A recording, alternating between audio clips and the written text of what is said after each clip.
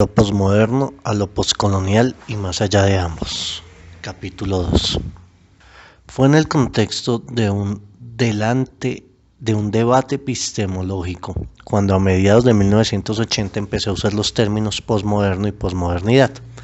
Había llegado a la conclusión de que la ciencia en general, y no solo las ciencias sociales, estaba precedida por un paradigma epistemológico y un modelo de racionalidad que terminó por desgastarse. Los signos de desgaste fueron tan claros que podríamos hablar de una crisis de paradigma. El paradigma en cuestión, del cual el positivismo fue su mejor expresión, estuvo basado en las siguientes ideas fundamentales: la distinción entre sujeto y objeto y entre naturaleza y sociedad o cultura. La reducción de la complejidad del mundo a simples leyes, susceptibles de ser formuladas matemáticamente. Una concepción de la realidad dominada por un mecanismo determinista y de la verdad como representación transparente de la realidad. Una distinción estricta entre conocimiento científico, considerado el único riguroso y válido, y otras formas de conocimiento tales como el del sentido común o el de las humanidades. Privilegio de la causalidad funcional, hostil a la investigación de las causas últimas, consideradas metafísicas y centradas en la manipulación y transformación de la realidad estudiada por la ciencia. Aunque los entonces emergentes estudios culturales y sociales de la ciencia estuviesen en el plano de fondo, mi argumentación contra este paradigma reside principalmente en la reflexión epistemológica de los mismos científicos, particularmente de los físicos, los cuales mostraron que el paradigma dominante reflejó cada vez menos la práctica profesional de los científicos. Esta discrepancia, mientras que de un lado daba credibilidad a la crítica de las consecuencias sociales negativas de la ciencia moderna, por otro permitía vislumbrar alternativas epistemológicas, un paradigma emergente que entonces denominé ciencia posmoderna. Como su nombre lo indica, se trataba de la defensa de la primicia del conocimiento científico, de una ciencia ausente en una racionalidad más amplia, en la superación de la dicotomía naturaleza-sociedad, en la complejidad de la relación sujeto-objeto, en la concepción constructivista de la verdad, en la aproximación de las ciencias naturales a las ciencias sociales y de estas a los estudios de las humanidades, en una nueva relación entre ciencia y ética ausente en la sustitución de la aplicación técnica de la ciencia por una aplicación edificante de la ciencia y finalmente en una nueva articulación más equilibrada entre conocimiento científico y otras formas de conocimiento, con el objetivo de transformar la ciencia en un nuevo sentido común, para lo que propongo el concepto de doble ruptura epistemológica. En los años siguientes, esta propuesta epistemológica evolucionó y se consolidó con contribuciones de las epistemologías feministas y de los estudios culturales y sociales de la ciencia. A inicios de los 1990, la acumulación de la crisis del capitalismo y el socialismo en los países de la Europa del Este me llevaron a ampliar el concepto de posmoderno y posmodernidad. Entonces, paradigma político y social. Ahora se trata de pensar la transformación social más allá del capitalismo y más allá de las alternativas teóricas y prácticas al capitalismo producidas por la modernidad occidental. La transición epistemológica y la transición social y política fueron concebidas como autónomas y sujetas a diferentes lógicas, dinámicas y ritmos más complementarios. Desde el inicio advertí que la designación posmoderno era inadecuada, no solo porque definía el nuevo paradigma por lo negativo, sino también porque presuponía una secuencia temporal. La idea de que el nuevo paradigma solo podría emerger después de que el paradigma de la ciencia moderna hubiera completado su curso. Ahora sí, por un lado, eso estuvo lejos de suceder. Por el otro, teniendo en cuenta que el desarrollo, tanto científico como social, no fue homogéneo en el mundo, la posmodernidad podría ser entendida fácilmente más como un privilegio de las sociedades centrales donde la modernidad ha sido más realizada. En el transitar del campo epistemológico al campo social y político, llega a ser evidente que el concepto de posmodernidad que estuve proponiendo tenía poco que ver con el que ha estado circulando tanto en Europa como en los Estados Unidos. Este último incluía en su rechazo de la modernidad, siempre pensada como modernidad occidental, un rechazo total a sus modos de racionalidad y sus valores, al igual que a las grandes narrativas que los enfadan de la transformación social emancipatoria. En otras palabras, el posmodernismo incluyó en la crítica de la modernidad la propia idea del pensamiento crítico que ella había inaugurado. Como consecuencia, la crítica de la modernidad terminó paradójicamente celebrando la sociedad que la modernidad misma había moldeado.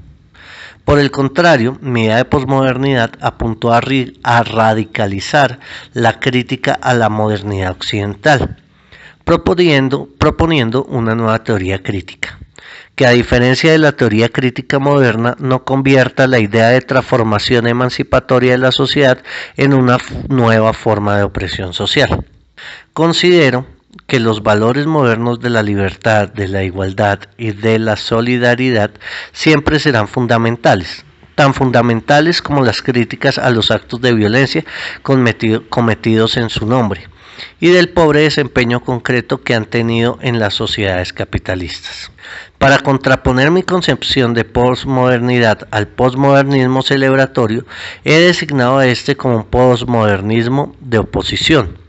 Apoyé esta formulación en la idea de que vivimos en sociedades confrontadas con problemas modernos, derivados precisamente de la falta de realización práctica de los valores de libertad, igualdad y solidaridad, para los cuales no disponemos de soluciones modernas.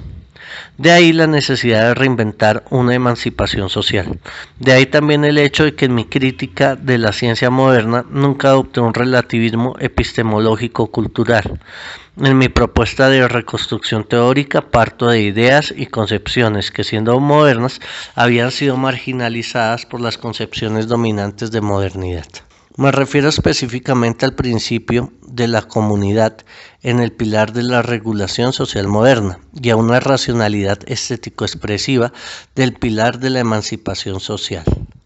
A mediados de los 1990, sin embargo, me fue claro que tal reconstrucción solo podría ser completada a partir de las experiencias de las víctimas, de los grupos sociales que habían sufrido las consecuencias del exclusivismo epistemológico de la ciencia moderna y con la reducción de las posibilidades emancipatorias de la modernidad occidental, que para algunos se hizo posible solo por la vía del capitalismo moderno.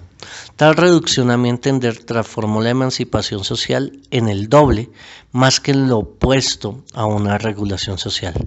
Mi interés para aprender del sur, el sur entendido como una metáfora del sufrimiento humano causada por el capital, encarnó mi objetivo de reinventar una emancipación social yendo más allá de la teoría crítica producida en el norte y de la práctica social y política a la cual ellos se suscriben.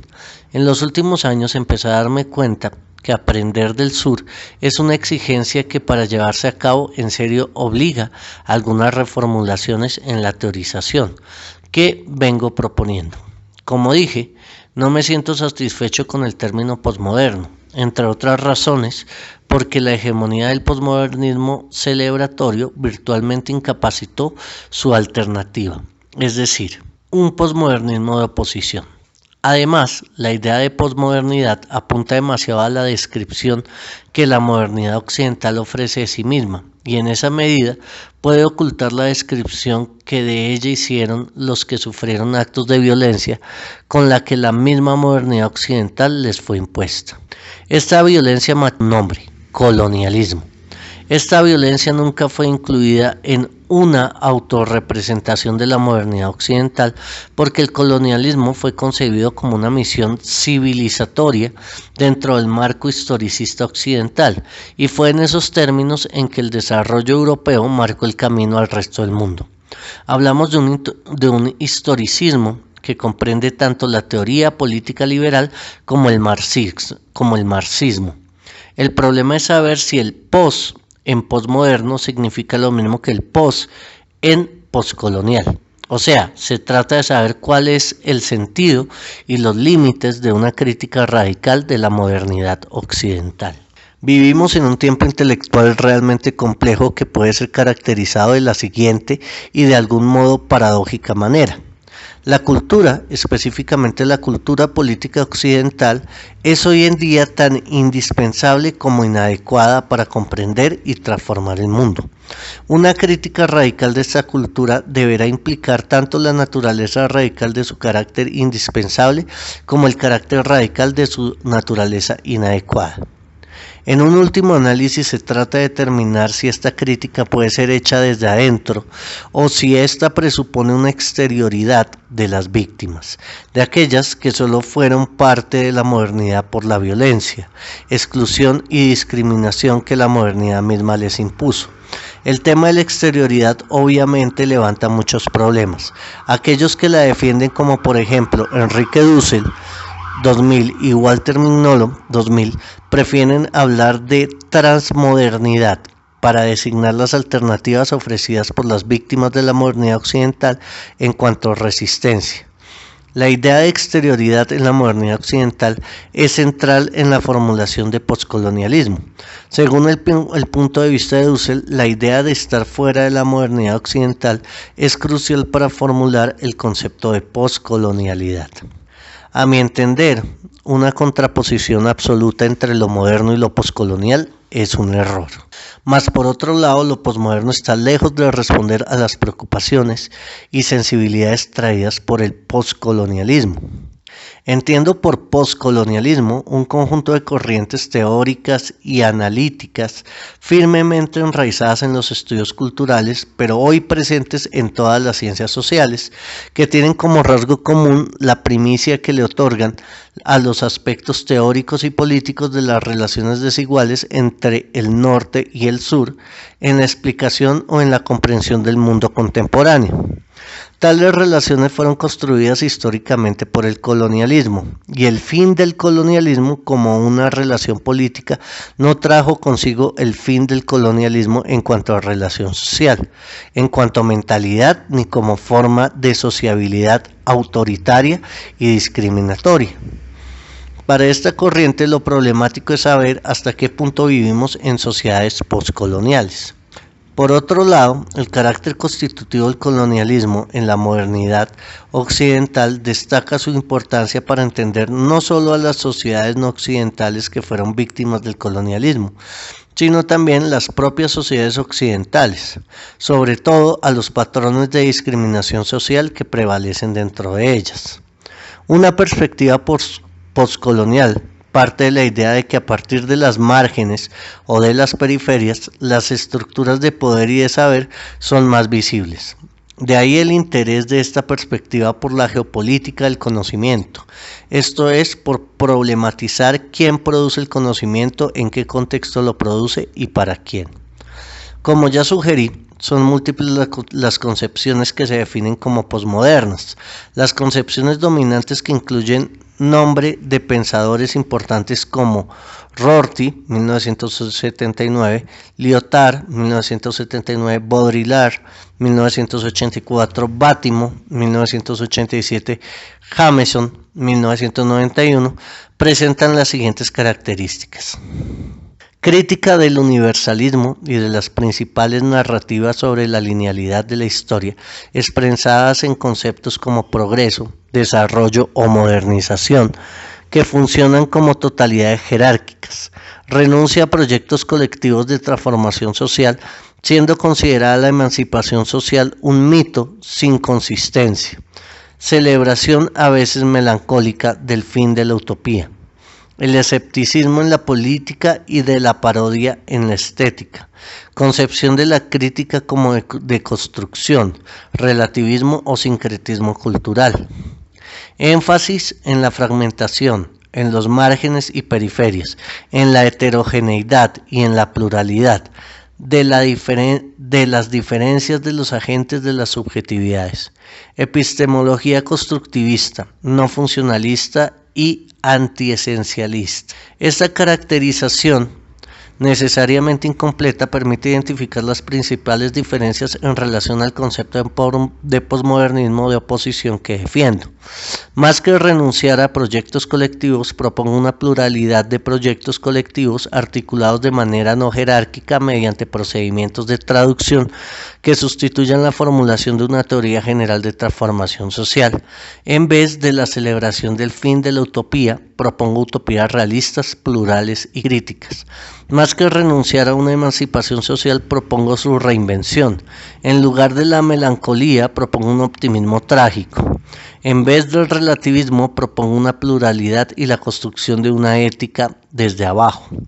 Como reemplazo de la deconstrucción, propongo una teoría crítica posmoderna profundamente autorreflexiva e inmune a la obsesión de construir la propia resistencia en que ella se funda. En vez del fin de la política, propongo la creación de subjetividades transgresivas que promuevan el paso de la acción conformista a la acción rebelde. En lugar de un sincretismo acrítico, propongo un mestizaje o una hibridación con consecuencia de las relaciones de poder que en ella intervienen. Esto es, con una investigación de quién hibrida, a quién, contextos y con qué propósitos.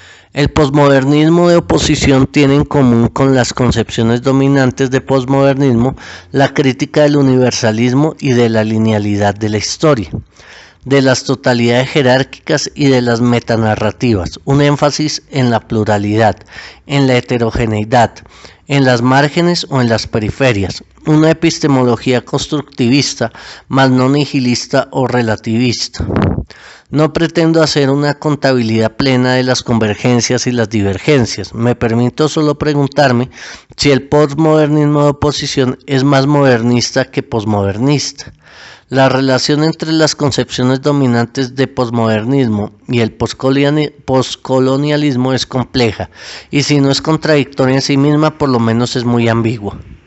Sin duda que una crítica del universalismo y del historicismo ponen en cuestión al Occidente como centro del mundo, y en esa medida abre posibilidad a concepciones de modernidades alternativas y por tanto para la afirmación y reconocimiento de la diferencia, llámese de la diferencia histórica.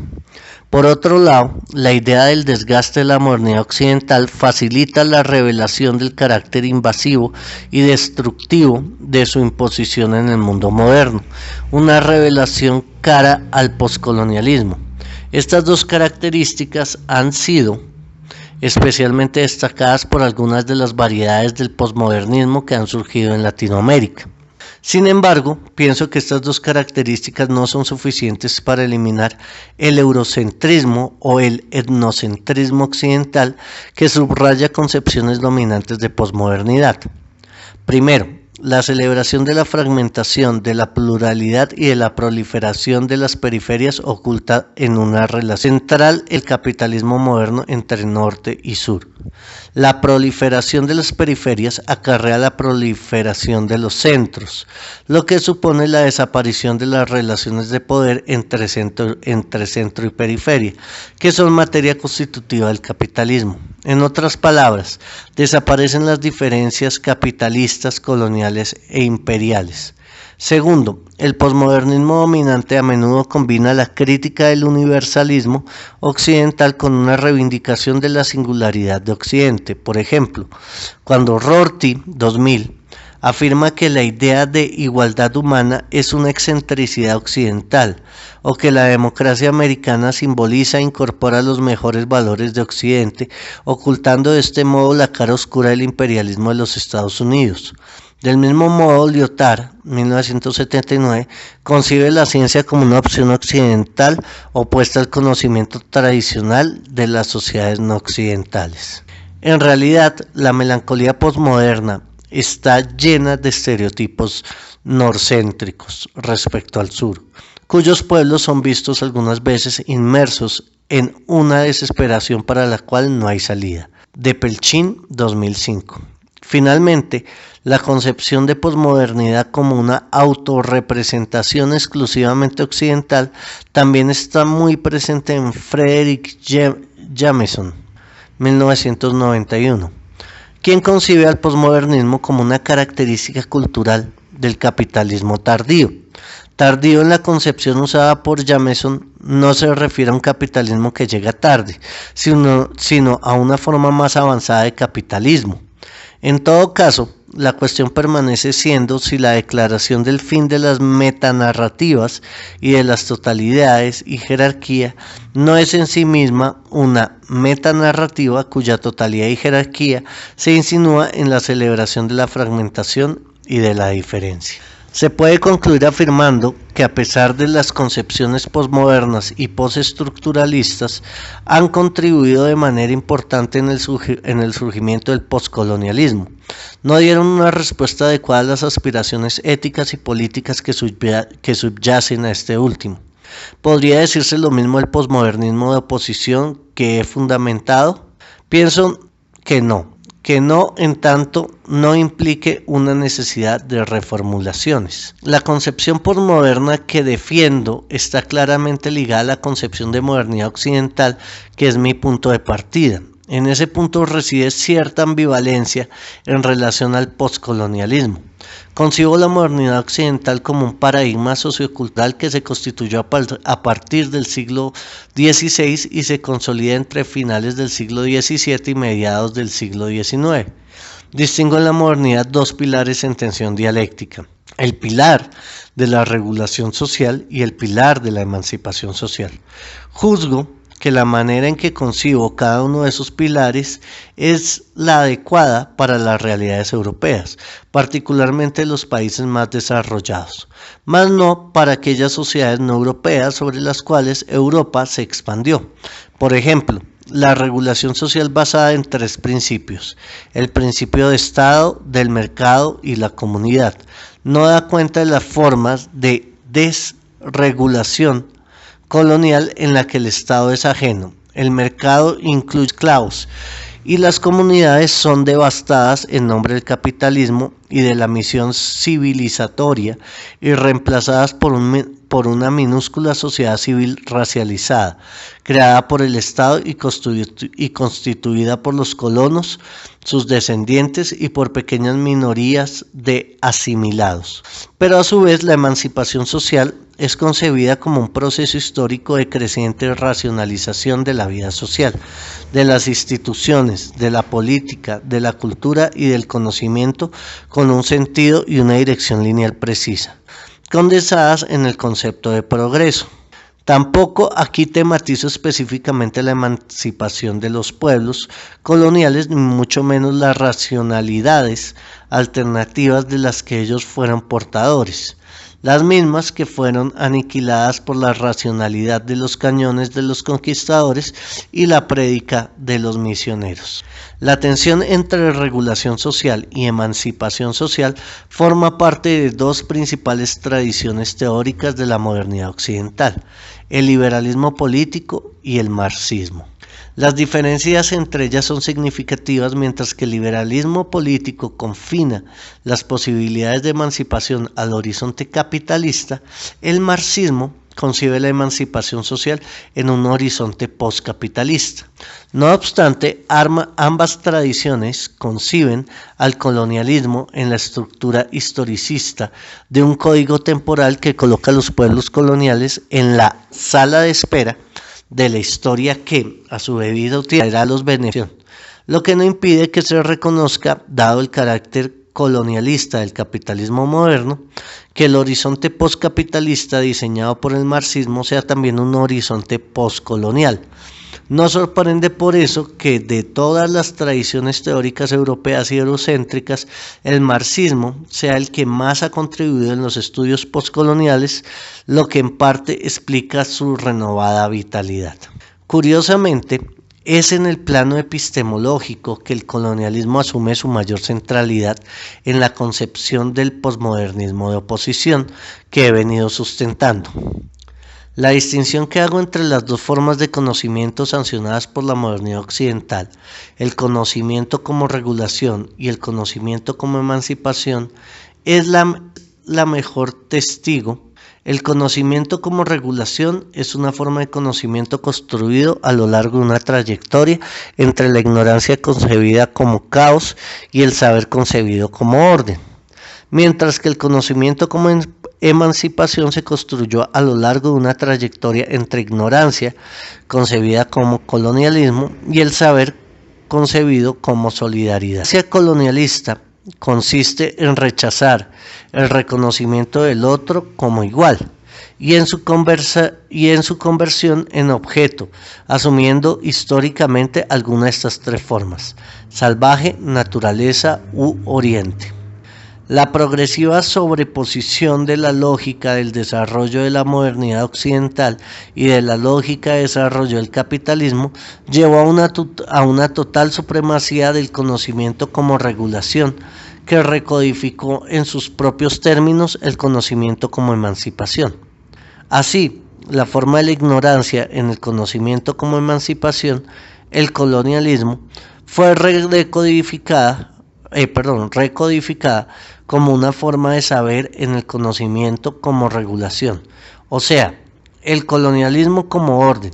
Este es el proceso histórico a través del cual la ciencia moderna, cada vez más al servicio del desarrollo capitalista, consolida su primacía epistemológica. En otras palabras, las dos zonas de contacto entre modernidad occidental y las sociedades no occidentales, la zona colonial y la epistemológica, ambas caracterizadas por drásticas desigualdades de poder, gradualmente se fueron transformando en una y otra, proceso de fusión que contribuyó precisamente a que el colonialismo como relación social sobreviviese al colonialismo como relación política. Mas en el posmodernismo de oposición, el colonialismo aún está presente en el modo como concibo las subjetividades capaces de llevar a cabo la transición paradigmática en los dominios sociales y políticos. Las concibo como construidas a partir de tres metáforas generadoras: la frontera, el barroco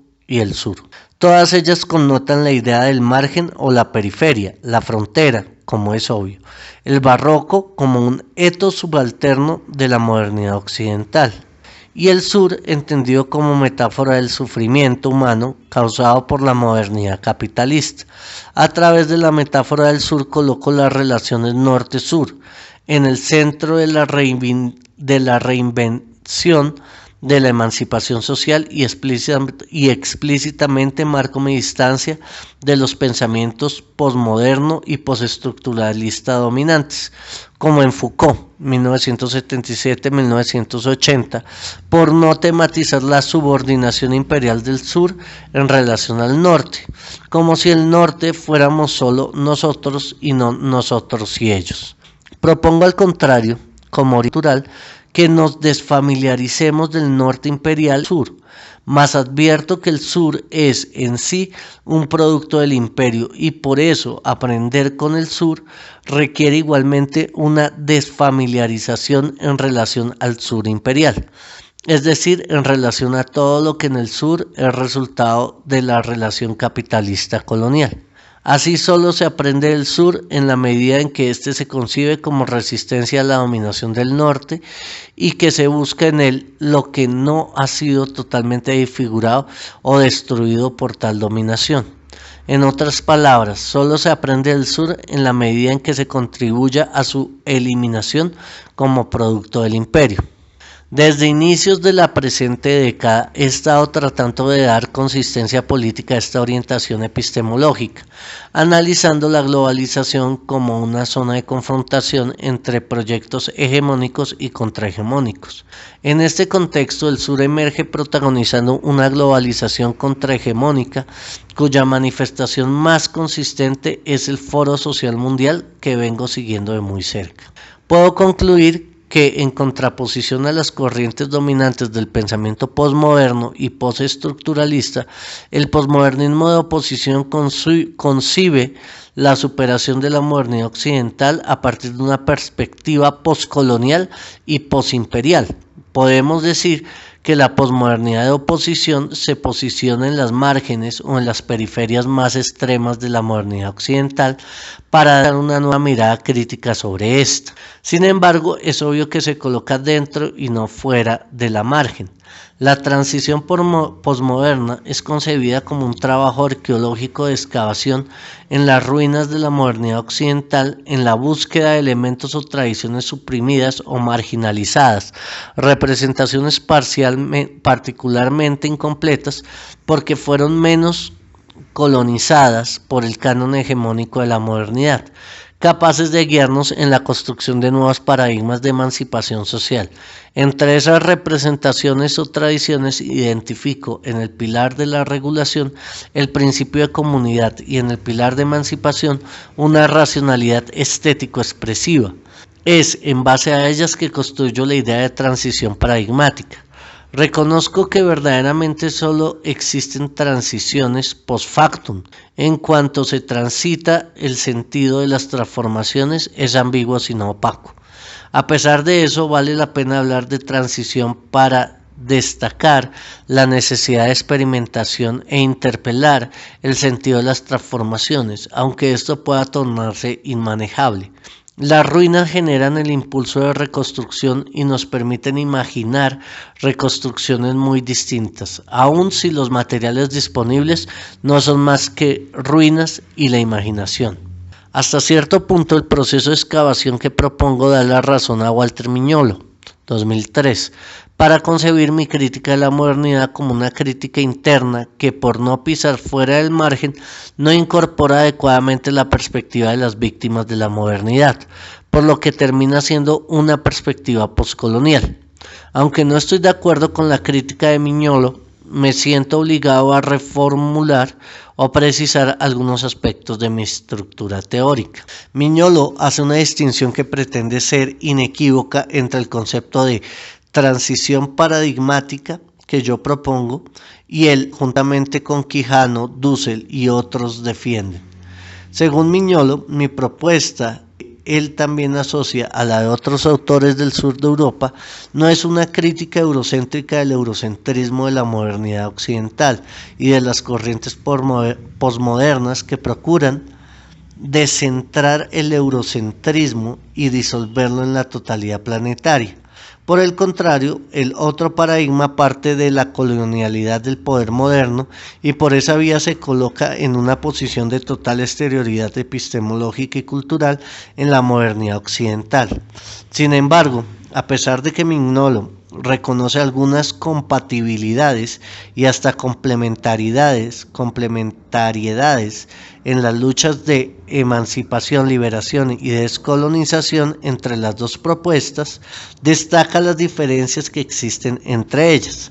Mignolo dice: una transición paradigmática llega al mundo dispersando el eurocentrismo en la historia de las colonias, en los saberes subalternizados, en las formas de vida vilipendiadas. Un otro paradigma comienza en ese lugar donde llega la transición paradigmática. Mi discordancia en relación a la caracterización mignoliana de las dos posiciones se basa en varios argumentos. El primero tiene que ver con la caracterización de mi propuesta de reconstrucción de la emancipación social a partir del sur y de un aprendizaje con el sur, la cual permite que el posmodernismo de oposición se pueda concebir legítimamente como más poscolonial que posmoderno. Por el hecho de ser originario del sur de Europa, no se puede deducir que mi propuesta sea geopolíticamente europea del sur, que sirve como base a mi propuesta. No es el sur de Europa, sino el sur global, creado por la expansión colonial de Europa. Una concepción de conocimiento situado o en perspectiva, knowledge, no puede implicar determinismos geográficos u otros. Es importante determinar el lugar geopolítico de las teorías a partir de sus contenidos y orientaciones inversa.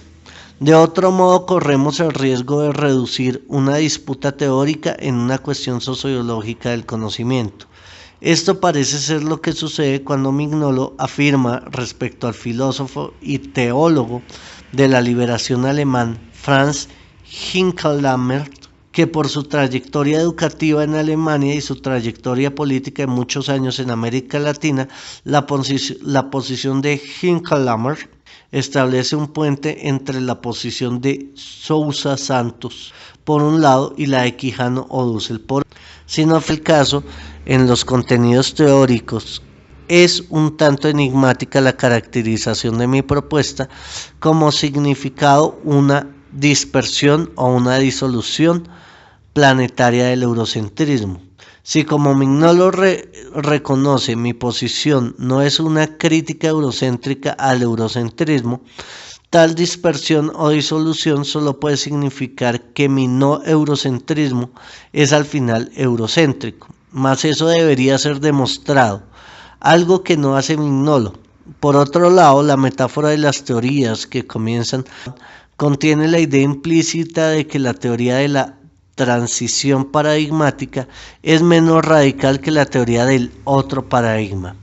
Después de tantos siglos de dominación cultural, económica y política por parte de la modernidad occidental, pensar que un otro paradigma se puede sustentar como una ruptura total sin situarse en el contexto de una transición paradigmática puede ser más un efecto de la astucia de la razón moderna occidental, que siempre se vio a sí misma como protagonista de rupturas en relación a lo que no puede reconocer como propio. La idea de transición paradigmática será menos radical, es pensada exclusivamente a partir de la modernidad occidental, o si es pensada de modo no tradicional. Esto no parece ser mi caso, dada mi insistencia no en nuevas alternativas, sino más bien en construir un pensamiento alternativo de alternativas.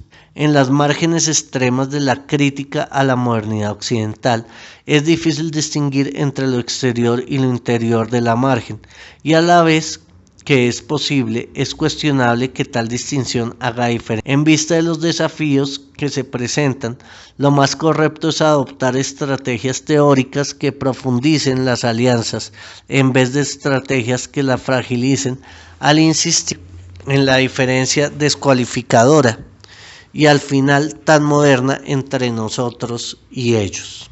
En la fase de las relaciones de dominación y de explotación profundas y de la larga duración que la modernidad occidental capitalista instauró globalmente, nos debemos centrar en la diferencia entre opresores y oprimidos, y no en la diferencia entre los que varias perspectivas y lugares luchan contra la opresión. Inclusive en la propia diferencia entre opresor y oprimido, la idea de exterioridad del oprimido solo es concebible como parte de su integración subordinada, o sea, por la exclusión, en el interior del sistema de dominación, o sea, en una relación dialéctica. La exterioridad del contrario es generada en el interior de la relación. Mi segundo argumento crítico a la posición de Mignolo se asienta en la idea de que el genio de la modernidad occidental reside en la dialéctica entre regulación y emancipación, es decir, una discrepancia dinámica. Solo en un mundo secularizado entre experiencias y expectativas, en los términos que tales expectativas respecto al futuro excedan las experiencias del presente. El resultado es una nueva concepción de totalidad que incluye todo lo que la modernidad es y todo lo que no es.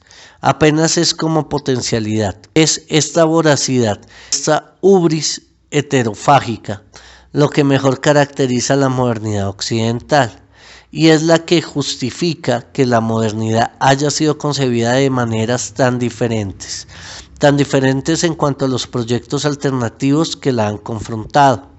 Bajo esas condiciones es difícil concebir una alteridad o exterioridad absoluta a la modernidad occidental, excepto tal vez en términos religiosos. Esta dificultad debe ser plenamente reconocida y precisamente sirve más para superar que para justificar un pensamiento, una práctica transicional. A riesgo de glorificarnos, el reconocimiento final y glorioso de la conciencia teórica es de la mayoría cultural de los oprimidos en el mismo proceso histórico en que el capitalismo global refuerza los viejos mecanismos de opresión e inventa otros nuevos e inminentes. Después de 500 años, la imposición global de la modernidad occidental torna difícil distinguir lo que le es exterior de lo que le resiste, y si lo que le resiste se hace a partir del exterior, si está lógicamente en tránsito entre el exterior y el interior. Todavía pienso que son necesarias algunas reformulaciones teóricas. Si bien redefiní mi estructura teórica en orden de profundizar su dimensión poscolonial, me siento obligado a cuestionar las versiones dominantes del poscolonialismo. Tal parece que estoy condenado a ser un oposicionista, pasando de ser posmoderno de oposición a ser un poscolonial de oposición. En primer lugar, la modernidad occidental es originariamente colonialista. Tal como lo he escrito, este factor fundamental no ha sido suficientemente destacado.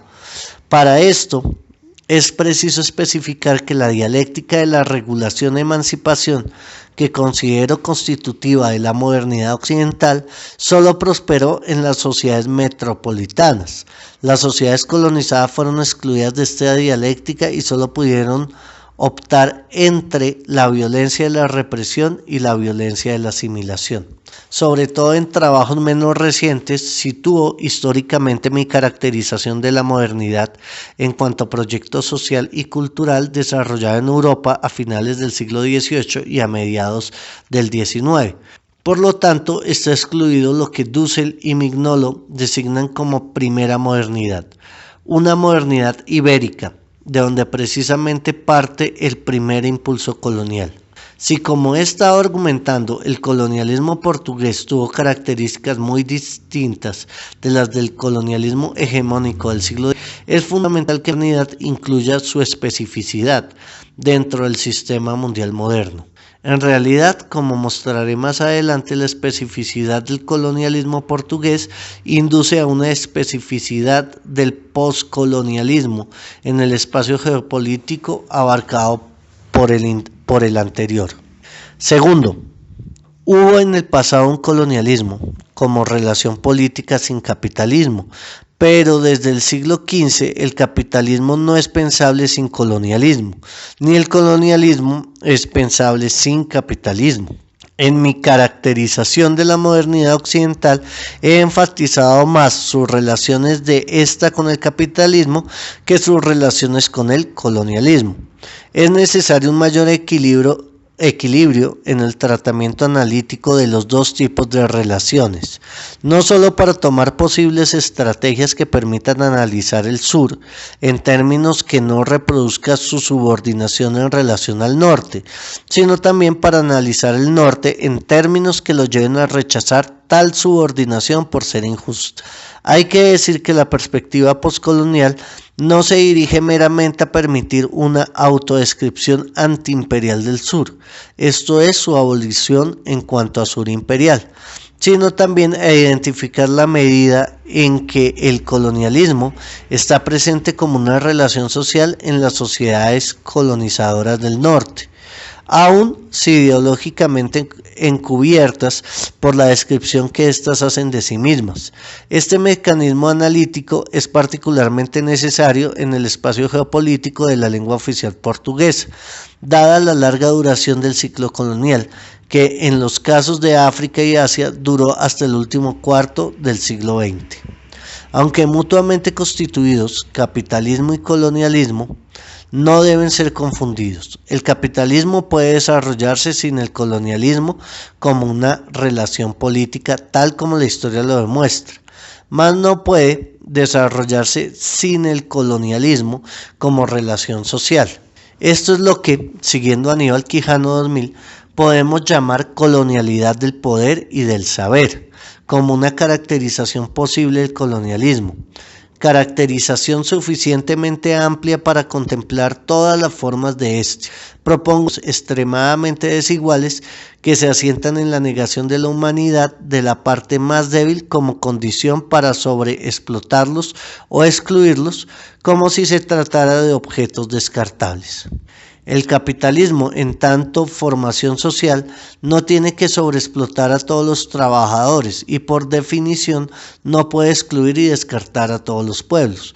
Pero por otro lado no puede existir sin pueblos sobreexplotados ni tampoco sin pueblos descartables. Capitalismo y colonialismo no deben ser confundidos, tampoco se pueden confundir una lucha anticapitalista y una lucha anticolonial o postcolonial, porque ninguna de ellas puede llevarse a cabo con éxito sin la otra. Estas dos reformulaciones plantean algunos desafíos teóricos, analíticos y políticos a las teorías sociales que podríamos querer usar. Pero antes de mencionar los desafíos, quiero referirme al carácter oposicional de la concepción de postcolonialismo que he estado presentando aquí. Como he dicho, las reformulaciones que propongo entablan un diálogo conflictivo con las versiones dominantes de postcolonialismo. En las siguientes líneas identificaré algunos de esos puntos de conflicto. El primer punto de conflicto tiene que ver con los prejuicios culturalistas de los estudios postcoloniales. Los estudios postcoloniales han sido predominantemente estudios culturales, análisis críticos de discursos literarios y otros de mentalidades y subjetividades sociales, ideologías y prácticas simbólicas que presuponen una jerarquía colonial y la imposibilidad de los colonizados de expresarse en sus propios términos, los cuales se reproducen aún después de que el vínculo político colonial haya terminado.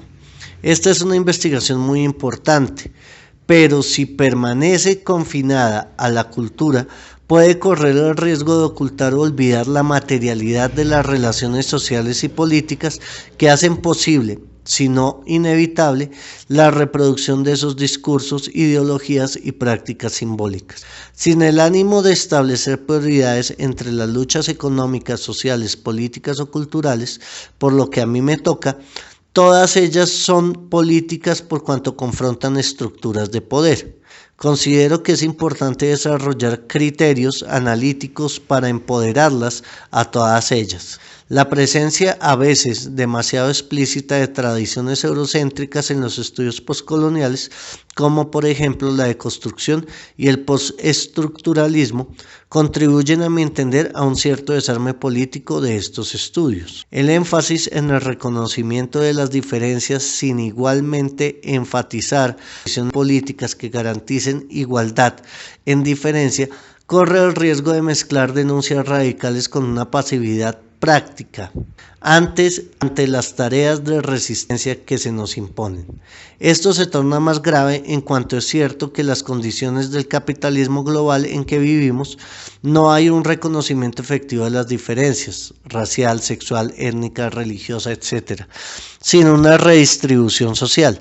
Además, el postestructuralismo llevado al extremo puede tornar invisibles o triviales las formas dominantes de poder, neutralizando en esa medida a todas las construcciones de resistencia a ellas. A un postestructuralismo extremo, prefiero un estructuralismo plural, como por ejemplo cuando identifico 6 espacios-tiempo donde se producen las 6 formas principales de poder en sociedades capitalistas contemporáneas: patriarcado, explotación, la diferenciación desigual, fetichismo de las mercancías, la dominación y el intercambio global desigual. El segundo punto de conflicto con las concepciones dominantes de poscolonialidad se refiere a la articulación entre capitalismo y colonialismo. De este modo, los conceptos dominantes tienden a privilegiar colonialismo y colonialidad como factor explicativo de las relaciones sociales. Por ejemplo, Aníbal Quijano sostiene que todas las formas de opresión y discriminación en sociedades capitalistas coloniales, desde la sexual, la ética, la discriminación de clase, fueron reconfiguradas por la opresión y discriminación colonial, que subordinó a su lógica a todas las demás. Así, el hecho de estar bajo una sociedad patriarcal no impide a una mujer blanca estar por encima de un hombre negro o indígena. Esta posición tiene algún paralelismo con las concepciones del marxismo clásico que atribuyen al capitalismo y a la discriminación de clase que produce un papel explicativo privilegiado en la reproducción de las demás formas de discriminación existentes en las sociedades capitalistas. A mi entender, aún en sociedades coloniales y en las que fueron coloniales, el colonialismo y el capitalismo son partes integrantes de la misma constelación de poderes. Por eso, no me parece adecuado privilegiar uno de ellos en la explicación de las prácticas de discriminación. Por ejemplo, no pienso que en las sociedades coloniales la discriminación contra las mujeres sea un producto exclusivo del colonialismo e igualmente del capitalismo. La importancia del colonialismo y la colonialidad para explicar o entender las relaciones sociales en sociedades que experimentaron el colonialismo es suficientemente significativa como para no tener que ser dramatizada más allá de lo que es razonable y puede ser legítimamente refutada por la complejidad de las sociedades en la que vivimos. No creo que, por ejemplo, las relaciones de clase sean siempre de la misma forma sobre colonialidad. Deben evitarse instrumentos analíticos a priori que pongan en peligro el descubrimiento de la realidad de las sociedades. Y si esto vale para las sociedades coloniales, también vale para las sociedades colonizadoras. En relación a estas últimas, es muy importante reconocer que el colonialismo, mucho después que termine como relación política, continuará impregnando algunos aspectos de la cultura, de los patrones de racismo y autoritarismo social e inclusive de las visiones dominantes de las relaciones internacionales. Por la misma razón creo que es equivocado que la crítica postcolonial se centre más en la modernidad occidental que en el capitalismo. En este dominio sugiero dos principios de precaución. Primero, deben ser consideradas ilusorias todas las luchas victoriosas contra la hegemonía cultural de la modernidad occidental, si como consecuencia de ellas el mundo no es menos confortable para el capitalismo global. Segundo, no se debe aplaudir la sobrevivencia del capitalismo en la modernidad occidental, a no ser que estemos seguros que el capitalismo no ha hecho alianza con una barbarie peor. La tercera dimensión del carácter oposicional del postcolonialismo que propongo tiene que ver con la provincialización de Europa, una idea de Hans-Georg Gadamer, recientemente popularizada por Dipesh Chakrabarty. La provincialización de Europa pretende designar el proceso histórico iniciado en 1914 y concluido a finales de la Segunda Guerra Mundial de la pérdida de la centralidad política y cultural de Europa en el sistema mundial moderno y la subsecuente crisis de valores e instituciones que Europa difundió como universal a partir del siglo XIX. Esta idea es central al postcolonialismo y es también querida por el posmodernismo. Básicamente estoy de acuerdo con esto, mas sugiero una profundización de la reflexión que ella suscita.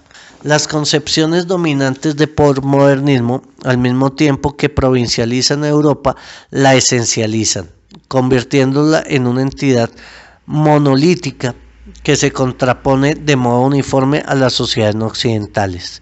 Tal esencialización siempre depende de la transformación de parte de Europa en su todo. Así, el poscolonialismo universaliza la experiencia colonial sobre las bases de un colonialismo británico y de algún modo el poscolonialismo latinoamericano latinoamericano emergente procede del mismo modo, partiendo ahora del colonialismo ibérico. En ambos casos, el colonizador es concebido como representando a Europa, confrontándolo con el resto del mundo. Ahora no solo históricamente existen varias Europas, sino que las relaciones entre sus países son desiguales. No solo existieron diversos colonialismos, sino que las relaciones fueron desiguales entre los países de Europa, e inclusive actualmente, como bien ilustra el caso de Irlanda, en la que se dan relaciones coloniales. Entonces no solo existieron varios colonialismos, sino relaciones complejas entre ellos. Sin duda algo está errado. Si tal complejidad no se refleja en las propias concepciones de poscolonialismo. Propongo una reprovincialización de Europa que preste atención a las desigualdades al interior de Europa y a las maneras en cómo ellas influencian a los diferentes colonialismos europeos. Es importante mostrar las especificidades del colonialismo portugués o del español en relación al británico-francés, para que de ellas surjan las especificidades del poscolonialismo en el espacio geopolítico del español o del portugués en relación al poscolonialismo en el área geopolítica del inglés o del francés. Sin embargo, más importante es tematizar las desigualdades en el seno de Europa entre los diferentes países colonizadores.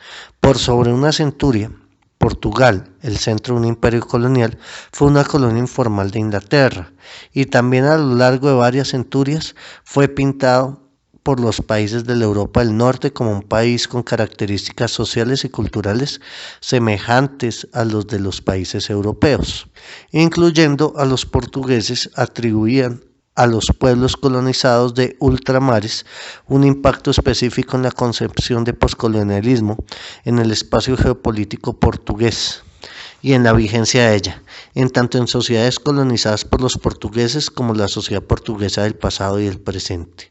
La provincialización o descentramiento de Europa debe poner atención no solo a los diferentes colonialismos, sino también los diferentes procesos de descolonización. En este sentido, debe tomarse en cuenta el contraste entre una descolonización americana y la descolonización africana o asiática, porque con excepción de Haití, la independencia de las Américas significó la entrega de sus territorios a los descendientes de europeos.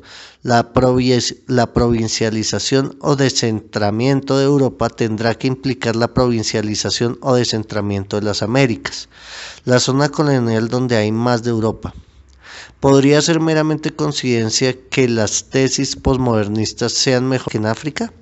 En conclusión, el poscolonialismo de oposición que defiendo emerge orgánicamente del posmodernismo de oposición que he estado argumentando.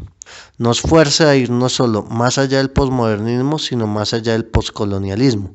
Urge una comprensión no occidental del mundo en toda su complejidad, en el tan indispensable como inadecuada oriental del mundo occidental y no occidental. Esas comprensividades y complejidades son las tres históricos, culturales y políticos de donde emerge una globalización contrahegemónica como la alternativa construida por el sur en su extrema diversidad. Lo que está en juego no es apenas la contraposición entre sur y norte, es también una contraposición entre el sur del sur y el norte del sur y entre el sur del norte y el norte del norte. Desde esta amplia concepción de poscolonialidad, que también incluye al colonialismo interno y su articulación con otros sistemas de poder y discriminación en las desigualdades del mundo, emergen las tareas de la globalización contrahegemónica, las que en su turno plantean nuevos desafíos a la teoría crítica que vienen construyendo desde un posmodernismo de oposición a un poscolonialismo de oposición. En efecto, los desafíos de una globalización contrahegemónica obligan a ir más allá de lo posmoderno y lo poscolonial, en la comprensión transformadora del mundo. Por un lado, la inmensa variedad de movimientos y acciones que integran la globalización contrahegemónica no están contenidas en la forma de descentralización que tanto el posmodernismo en relación a la modernidad occidental como el poscolonialismo en relación al colonialismo occidental han propuesto. Por el otro, la recolección de voluntades y la creación de subjetividades que caracterizan a las acciones de transformación colectiva requieren que el nuevo pensamiento crítico sea complementado por la formulación de nuevas alternativas, lo que el posmodernismo se rehúsa a hacer y la poscolonialidad hace parcialmente. Identifico los principales desafíos como sigue. El primero puede ser formulado así. pensar la emancipación social sin una teoría general de la emancipación social. Al contrario, el posmodernismo celebratorio sostengo que la emancipación social debe continuar siendo una exigencia ética y política, quizás más persistente que nunca en el mundo contemporáneo. Al contrario de algún postcolonialismo, no pienso que el término emancipación social debe ser descartado por ser moderno y occidental.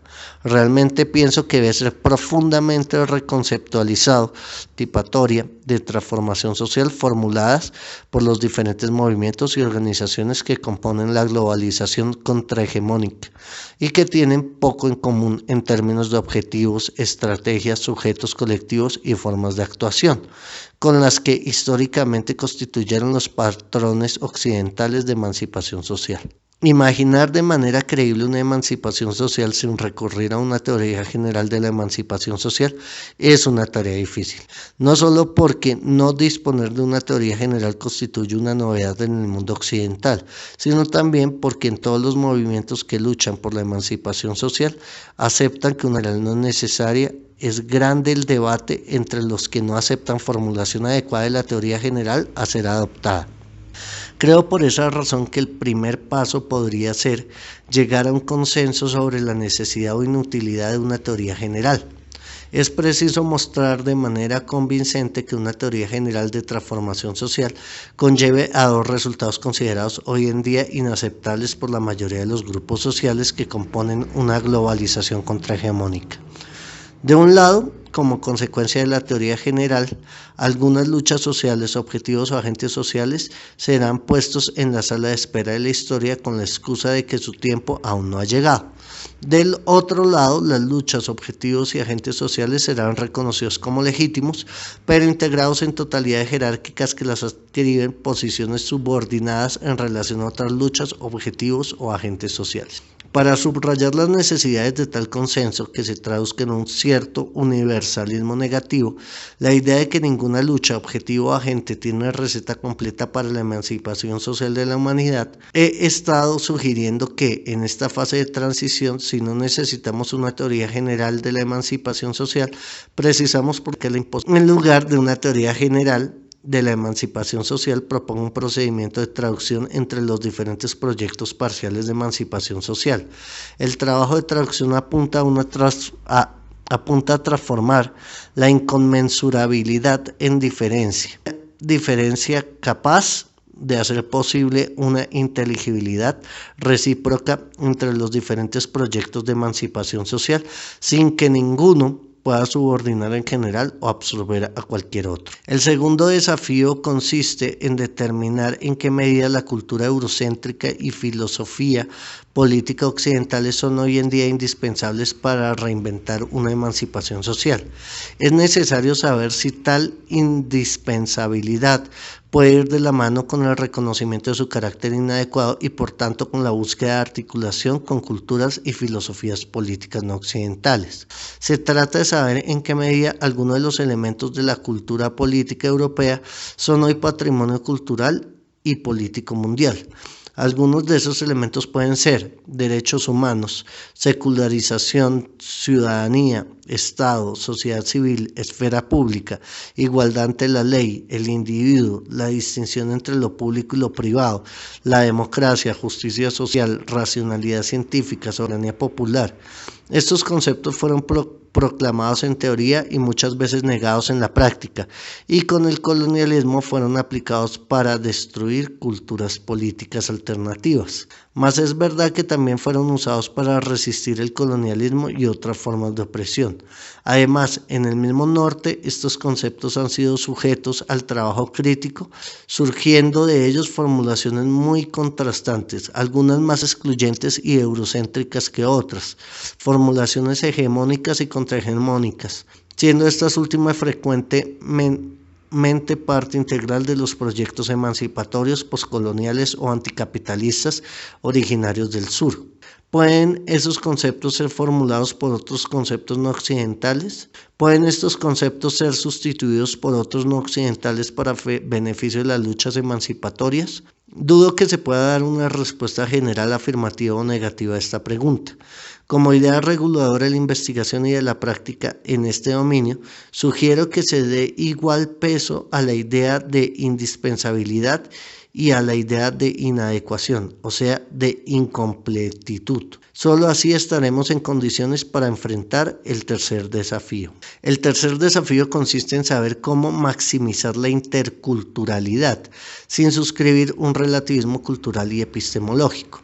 En otras palabras, el punto es construir una posición ética y política sin fundamentarle ningún principio absoluto, sea de naturaleza humana o progreso, pues fue en nombre de ellos que históricamente muchas aspiraciones emancipatorias se tradujeron en formas de violencia y atrocidades, especialmente en el sur.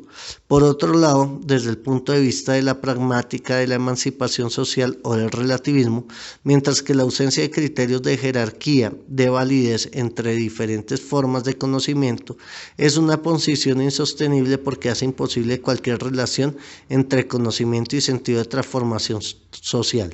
Si todo vale y vale igualmente como conocimiento, todos los proyectos de transformación social son igualmente válidos, o lo que significa lo mismo, son igualmente inválidos. Dentro del campo de este desafío, la verificación de lo inadecuado e incompleto de los conceptos de la cultura política occidental debe servir de impulso en la búsqueda de conceptos alternativos desde otras culturas y la promoción de diálogos entre ellas. Diálogos que llamo hermenéutica diatópica, que pueden conducir a universalismos regionales o sectoriales construidos desde abajo, o sea, para esferas públicas globales contrahegemónicas, que también llamo cosmopolitanismo subalterno o insurgente.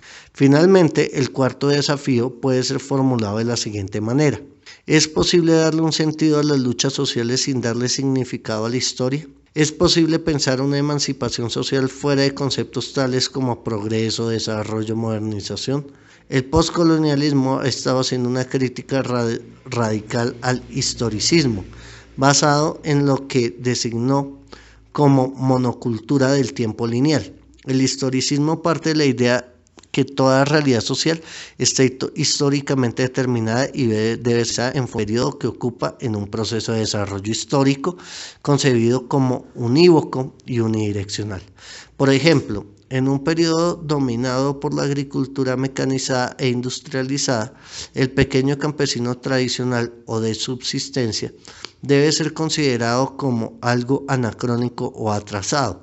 Las dos realidades sociales que ocurren simultáneamente no son necesariamente contemporáneas.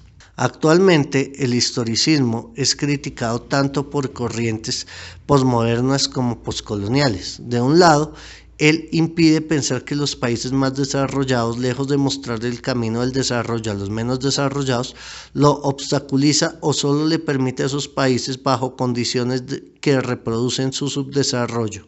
El concepto de etapas de desarrollo siempre deja de explicar el hecho de cuando los países más desarrollados comenzaron su proceso de desarrollo, no tuvieron la necesidad de confrontarse con países en desarrollo que ellos, además de desacreditar la idea de modelos alternativos de desarrollo o de alternativas de desarrollo.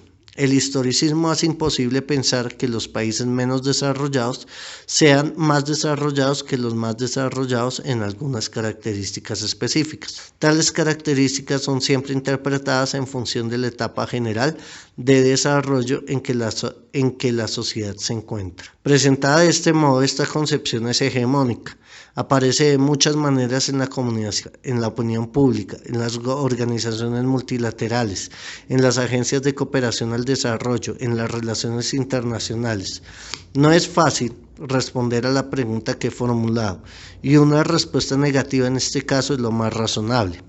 ¿Cómo contribuir un sentido emancipatorio a las luchas sociales si la historia en que ocurren está desprovista de dirección hacia una emancipación social? La crítica del historicismo y la monocultura temporal sobre la que está basada hace imposible una metanarrativa de emancipación social, sea ella socialismo u otra. Sin embargo, su meta es hacer posible la formulación y prosecución de múltiples narrativas de emancipación social, en el sentido que acabo de atribuirles. No hay emancipación, hay emancipaciones. y lo que define a ellas como tales no es una lógica histórica, sino criterios éticos y políticos. Si no hay lógica histórica que nos ahorre las preguntas éticas suscitadas por la acción humana, solo nos queda enfrentar a estas últimas, y como no hay ética universal, solo nos resta el trabajo de traducción y la hermenéutica diatópica y la confrontación pragmática con sus resultados en términos éticos. El cosmopolitanismo de los oprimidos solo puede ser el resultado de una conversación de la humanidad, como propuso John Dewey. En los últimos 5 años, el Foro Mundial ha sido el embrión de tal conversación. Conclusión. ¿Puede el trabajo de un científico social oriundo de un país colonizador contribuir para que el poscolonialismo no sea objeto de los estudios poscoloniales? Esta pregunta debe ser hecha dado cierto esencialismo nativista que a menudo contamina el poscolonialismo. Si es difícil de responder la pregunta, ¿puede la víctima hablar? Es aún más difícil responder la pregunta, ¿quién habla por la víctima? Desde que rechacé el esencialismo, no he dudado en decir que una biografía y bibliografía son inconmensurables, aun cuando ellas pueden influenciarse mutuamente. Todo conocimiento es contextual, pero el contexto es una construcción social dinámica, producto de una historia que nada tiene que ver con el determinismo arbitrario del origen. Este contexto es de interés para los científicos sociales de la lengua oficial portuguesa, un interés que trasciende de lejos los temas individuales. De ahí que vengan a propósito 2 notas sobre sociología del conocimiento. El espacio científico y sociocultural de la lengua oficial portuguesa tiene 2 características que le confieren potencialmente, por lo menos, alguna especificidad en el conjunto de los estudios poscoloniales. La primera, que el ciclo imperial duró hasta hace 30 años atrás, todavía están felizmente activos en este espacio. Muchos intelectuales, científicos sociales y activistas políticos que participaron en las luchas contra el colonialismo en su sentido más consistente. Esto es como una relación política. La duración del colonialismo portugués hasta el último cuarto del siglo XX, es el caso de Timor del Este hasta 1999, es un anacronismo histórico. Mas hoy nos interesa como un hecho sociológico cuya presencia en nuestra contemporaneidad debe ser explorada. En las luchas anticoloniales hubieron solidaridades y complicidades importantes entre los que luchaban en las colonias y entre los que luchaban en la metrópoli. Tales solidaridades y la manera que ellas evolucionan también requieren ser evaluadas, mientras que en otros espacios el colonialismo es una relación social que domina los estudios poscoloniales, en el espacio de la lengua oficial portuguesa. Por lo menos en lo que concierne a África y Timor del Este, el colonialismo político tiene todavía una importancia significativa en la comprensión y explicación de la contemporaneidad, tanto de la sociedad colonizadora como de las sociedades colonizadas. Y cuando hablo de contemporaneidad, hablo de ella en un sentido más amplio, del Estado a la administración pública, de las políticas de educación a las identidades, del conocimiento científico social a la opinión pública, de la forma de discriminación social en el interior de los países que componen este espacio de relaciones internacionales. En este espacio, los procesos de descolonización son parte de nuestra actualidad política y también ellos incluyen especificidades que corren el riesgo de ser desvalorizadas o olvidadas si el canon del poscolonialismo hegemónico, esto es el británico, domina acríticamente. Apenas 2 ilustraciones que están a la espera de encontrarse con los científicos sociales de este espacio. Goa es la región del mundo que estuvo más tiempo sujeta a la ocupación colonial efectiva, entre 1510 a 1962, y también la única en que la liberación del colonialismo portugués no dio lugar a la independencia, aunque en la India no se tenga la misma opinión. Timor del Este, largamente colonizado, semidescolonizado, como producto de la Revolución de Abril de 1974, recolonizado por Indonesia y finalmente obtiene su independencia en 1900 gracias a la voluntad de su pueblo y a una extraordinaria solidaridad internacional en la que destacó la solidaridad verdaderamente sorprendente del pueblo y luego del gobierno del expoder colonial multisecular. Una segunda nota de sociología del conocimiento fue ya anunciada más arriba. Tiene que ver con los desafíos analíticos que la especificidad del colonialismo portugués nos ofrece y con la modo de cómo él se refleja en los estudios poscoloniales de esta área geopolítica y cultural. Arriba afirmé que la concepción de posmodernismo de oposición que he venido defendiendo se posiciona ideológicamente en las márgenes extremas de la modernidad occidental, inclusive dentro de ellas. Tal posicionamiento, quizás facilitado por el contexto en que dicha concepción fue construida, teniendo presente la realidad social y política de uno de los países menos desarrollados de Europa, un país que por un corto periodo lideró la primera modernidad del siglo XVI para entrar después en un proceso de decadencia. Si esta decadencia, por un lado, arrastró consigo a las colonias, por otro lado abrió espacios para relacionamientos coloniales que poco tienen que ver con los que denominaron el colonialismo hegemónico. Tal como manifesté, el impacto de esta especificidad en los estudios postcoloniales todavía está por ser estudiada. Es una tarea compleja porque cualquiera que sea el tema de la investigación social, lo estudiaremos desde el punto de vista de las estructuras teóricas y analíticas que fueron construidas por las ciencias sociales hegemónicas en espacios geopolíticos que no son nuestros. Es cierto que en los últimos 30 años tuvieron lugar enormes progresos en el sentido de adecuar en nuestro conocimiento las realidades de nuestros países. No hablo solo de estructuras teóricas y analíticas, sino de procesos, prácticas y organización del conocimiento científico, pero tengo razones para creer que la tarea aún está lejos de ser terminada.